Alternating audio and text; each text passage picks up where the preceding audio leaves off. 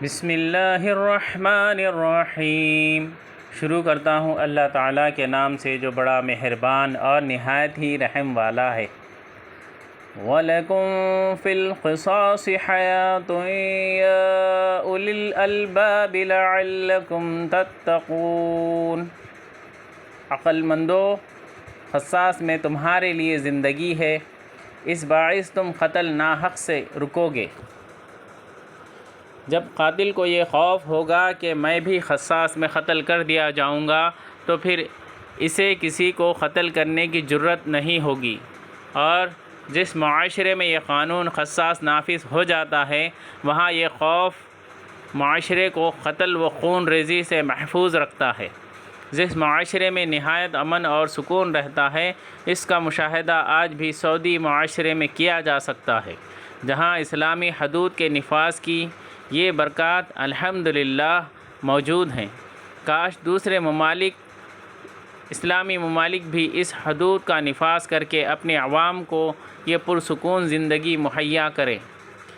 كُتِبَ عَلَيْكُمْ إِذَا حَضَرَ أَحَدَكُمُ الْمَوْتُ إِن تَرَكَ خَيْرًا الْوَصِيَّةُ لِلْوَالِدَيْنِ وَالْأَقْرَبِينَ بِالْمَعْرُوفِ حَقًّا عَلَى الْمُتَّقِينَ۔ تم پر فرض کر دیا گیا ہے کہ جب تم میں سے کوئی مرنے لگے اور مال چھوڑ جاتا ہو تو اپنے ماں باپ اور قرابت داروں کے لیے اچھائی کے ساتھ وصیت کر جائے۔ پرہیزگاروں پر یہ حق اور ثابت ہے۔ یہ آیت اس دور میں نازل ہوئی تھی جب مرنے والے کے ترکے میں وارثوں کے حصے متعین نہیں ہوئے تھے، چنانچہ سارا ترکہ مرنے والے کے لڑکوں کو مل جاتا تھا۔ اس آیت نے یہ فرض قرار دیا ہے کہ ہر انسان مرنے سے پہلے اپنے والدین اور دوسرے رشتہ داروں کے حق میں وصیت کر کے جائے اور یہ واضح کرے کہ ان میں سے کس کا کتنا حصہ دیا جائے گا۔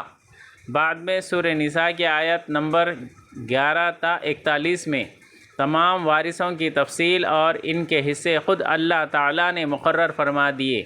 اس کے بعد جس کا اس آیت میں ذکر ہے وہ فرض تو نہیں رہی، البتہ اگر کسی شخص کے ذمے کوئی حق ہو تو اس کی وصیت کرنا اب بھی فرض ہے۔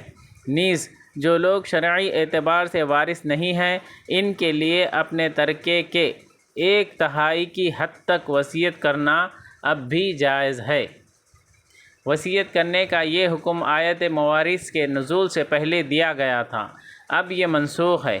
نبی صلی اللہ علیہ وسلم کا فرمان ہے، ان اللہ قد اعطى كل ذی حق حقہ فلا وصیۃ لوارث۔ جامع ترمذی حدیث نمبر 2120 و سنن ابن ماجہ حدیث نمبر 2713۔ اللہ تعالیٰ نے ہر حق والے کو اس کا حق دے دیا ہے، ورثہ کے حصے مقرر کر دیے ہیں، اب کسی وارث کے لیے وصیت کرنا جائز نہیں۔ صحیح بخاری کے ایک باب کا عنوان ہے لا وصیۃ لوارث، حدیث نمبر 2747۔ البتہ اب ایسے رشتہ داروں کے لیے وصیت کی جا سکتی ہے جو وارث نہ ہو، یا راہ خیر میں خرچ کرنے کے لیے کی جا سکتی ہے، اور اس کی زیادہ سے زیادہ حد 1/3 مال ہے، اس سے زیادہ کی وصیت نہیں کی جا سکتی۔ صحیح بخاری حدیث نمبر 6733۔ فَمَن بَدَّلَهُ بَعْدَمَا سَمِعَهُ فَإِنَّمَا إِثْمُهُ عَلَى الَّذِينَ يُبَدِّلُونَهُ إِنَّ اللَّهَ سَمِيعٌ عَلِيمٌ۔ اب جو شخص اسے سننے کے بعد بدل دے، اس کا گناہ بدلنے والے پر ہی ہوگا۔ واقعی اللہ تعالیٰ سننے والا اور جاننے والا ہے۔ یعنی جن لوگوں نے مرنے والے کی زبان سے کوئی وصیت سنی ہو، ان کے لیے ہرگز جائز نہیں کہ وہ اس میں کوئی کمی پیشی کریں، اس کے بجائے ان کے لیے وصیت پر عمل کرنا واجب ہے۔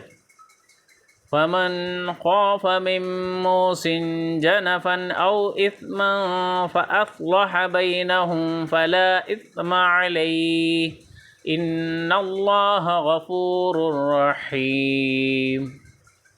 ہاں، جو شخص وصیت کرنے والے کی جانبداری یا گناہ کی وصیت کر دینے سے ڈرے پس وہ ان میں آپس میں اصلاح کرا دے تو اس پر گناہ نہیں۔ اللہ تعالیٰ بخشنے والا مہربان ہے۔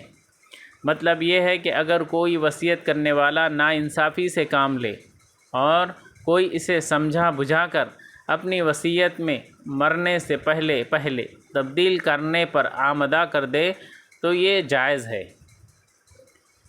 جنفن کے معنی مائل ہونا کا مطلب ہے غلطی یا بھول سے کسی ایک رشتہ دار کی طرف زیادہ مائل ہو کر دوسروں کی حق تلفی کرے، اور اس من سے مراد جان بوجھ کر ایسا کرے، یا اس سے مراد گناہ کی وصیت ہے جس کا بدلنا اور اس پر عمل نہ کرنا ضروری ہے۔ اس سے معلوم ہوا کہ وصیت میں عدل و انصاف کا اہتمام ضروری ہے، ورنہ دنیا سے جاتے جاتے بھی ظلم کا ارتکاب اس کی اخروی نجات کے حوالے سے سخت خطرناک ہے۔